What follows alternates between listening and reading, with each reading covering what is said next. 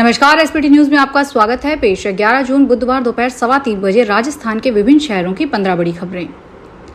सबसे पहले एक नजर डालते हैं आज की हेडलाइंस पर।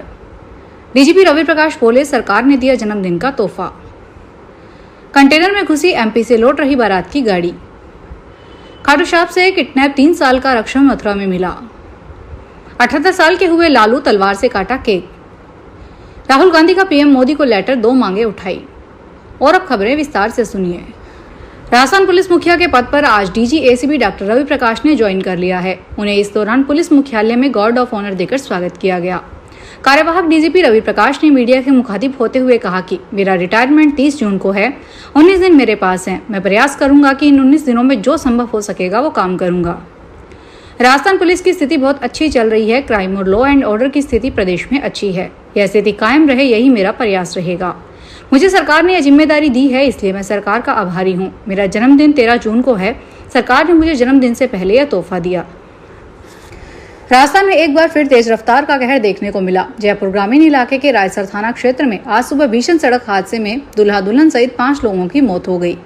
वहीं 8 लोग घायल हो गए। घायलों का चंदबाजी स्थित निम्स अस्पताल में उपचार जारी है। पुलिस के मुताबिक हादसा बुधवार सुबह 6 बजे रायसर थाना क्षेत्र के भटकावास गांव के पास दौसा मनोहरपुरा नेशनल हाईवे 148 पर हुआ। बारातियों से भरी गाड़ी अचानक अनियंत्रित हो गई और सामने से आ रहे कंटेनर में जा घुसी। हादसे में दूल्हा दुल्हन सहित 5 लोगों ने मौके पर दम तोड़ दिया। सीकर के खाटू श्याम जी मंदिर से किडनैप 3 साल के रक्षम को पुलिस ने मथुरा के सराहा गांव से बरामद कर लिया है। मंदिर परिसर से 6 जून को भोपाल के रहने वाले बच्चे का अपहरण हो गया था। मासूम अपनी मां और नानी के दर्शन के लिए आया था। जयपुर में परिवार को मिला एक युवक उसे लेकर गायब हो गया था। बताया जा रहा है कि आरोपी सतीश बच्चे को अपने गांव के प्रधान को देकर भाग गया।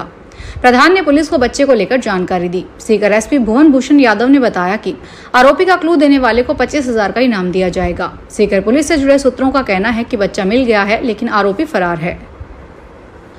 आरजेडी सुप्रीमो और पूर्व मुख्यमंत्री लालू प्रसाद यादव का आज 78वां जन्मदिन है। पूरे बिहार में अलग अलग तरीके से आरजेडी इसे मना रही है। राबड़ी आवास पर लालू यादव ने तलवार से 78 किलो का केक काटा। इस दौरान वे अपने पुराने अंदाज में नजर आए। लालू कुर्सी पर बैठे थे। उनके दोनों पैर सामने टेबल पर थे और हाथ में तलवार थी। इसके बाद लालू यादव ने अपने जन्मदिन का दूसरा केक काटा। इस दौरान उनके साथ राबड़ी देवी भी मौजूद रही। राबड़ी देवी ने लालू यादव को केक भी खिलाया। इससे पहले राबड़ी आवास के बाहर समर्थकों ने डांस किया। समर्थक रिक्शों से मिठाइयां लेकर पहुंचे थे। लोकसभा में विपक्ष के नेता और कांग्रेस सांसद राहुल गांधी ने छात्रों की समस्याओं को लेकर पीएम मोदी को लेटर लिखा है, जिसमें राहुल ने बिहार में हॉस्टल में होने वाली असुविधाओं का जिक्र किया है। राहुल ने बताया कि वे पिछले महीने बिहार में अंबेडकर हॉस्टल गए थे, जहां स्टूडेंट्स ने इन समस्याओं का जिक्र किया था।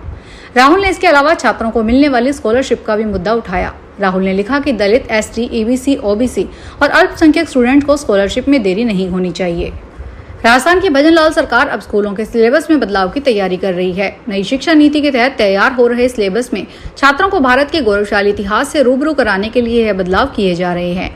राजस्थान के स्कूलों में प्रारंभिक शिक्षा में महाराणा प्रताप से लेकर छत्रपति शिवाजी जैसे भारत के वीर योद्धा और सुभाष चंद्र बोस से लेकर वल्लभ भाई पटेल जैसे क्रांतिकारी और महापुरुषों को पढ़ाया जाएगा। शिक्षा मंत्री मदन दिलावर का कहना है कि नई शिक्षा नीति के तहत अब छात्र केवल किताबी ज्ञान तक सीमित नहीं रहेंगे। इसी अनुसार सिलेबस का निर्माण किया गया है। कांग्रेस के दिग्गज नेता और पूर्व केंद्रीय मंत्री राजेश पायलट की आज बुधवार की 25वीं पुण्यतिथि है। दौसा के जीरोता भंडाना स्थित स्मृति स्मारक पर सर्वधर्म प्रार्थना चल रही है। पूर्व मुख्यमंत्री अशोक गहलोत, राजस्थान प्रभारी सुखजिंदर रंधावा सहित देश प्रदेश के तमाम नेता पहुंच चुके हैं। पूर्व केंद्रीय मंत्री राजेश पायलट का 11 जून 2000 को दौसा से जयपुर आते वक्त भंडाना गांव के पास सड़क हादसे में निधन हो गया था। कांग्रेस के दिग्गज नेताओं में शुमार राजेश पायलट की गिनती पूर्वी राजस्थान के बड़े नेताओं में होती थी। वे पहली बार भरतपुर से साल 1980 में सांसद चुने गए थे। WHO को अपने अनिवार्य सदस्यता शुल्क में 20% की बढ़ोतरी के फैसले के बाद कड़ी आलोचना का सामना करना पड़ रहा है। इस बढ़ोतरी से WHO के हर साल दुनिया भर के करदाताओं से करीब $120 मिलियन अतिरिक्त मिलेंगे। चंडीगढ़ में कंज्यूमर चॉइस सेंटर ने इस फैसले का विरोध किया है और WHO को पारदर्शिता, जवाबदेही और फंड खर्च करने के तरीकों पर सवाल उठाए हैं। खासकर भारत जैसे देशों में जहां 60% से ज्यादा स्वास्थ्य खर्च लोग अपनी जेब से करते हैं। पुरी के भगवान जगन्नाथ को हर साल ज्येष्ठ पूर्णिमा के दिन स्नान करवाकर शीतलता प्रदान की जाती है। इस स्नान को स्नान यात्रा कहा जाता है। इस दिन भगवान जगन्नाथ, बलभद्र और सुभद्रा जी को 108 कलशों के शुद्ध जल से स्नान करवाया जाता है। इस अनुष्ठान के बाद भगवान को 15 दिन तक विश्राम में रखा जाता है, क्योंकि ऐसा माना जाता है कि स्नान के बाद वे बीमार हो जाते हैं। इस दौरान भगवान बलभद्र, जगन्नाथ जी और सुभद्रा जी बाहर आकर भक्तों को दर्शन देते हैं।